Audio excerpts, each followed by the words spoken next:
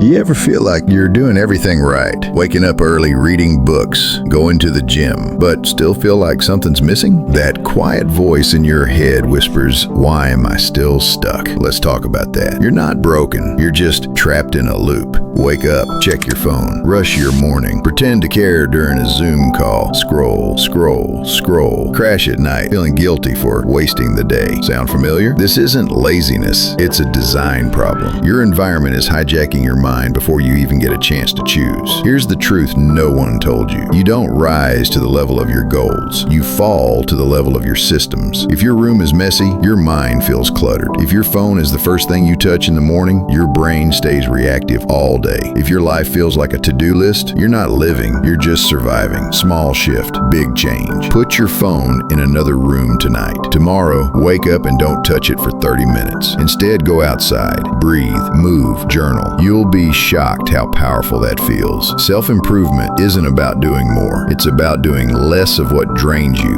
and more of what builds you. So next time you feel lost, don't look for a bigger goal. Look for a better system, because the most powerful transformation happens in your daily decisions, not in some distant someday.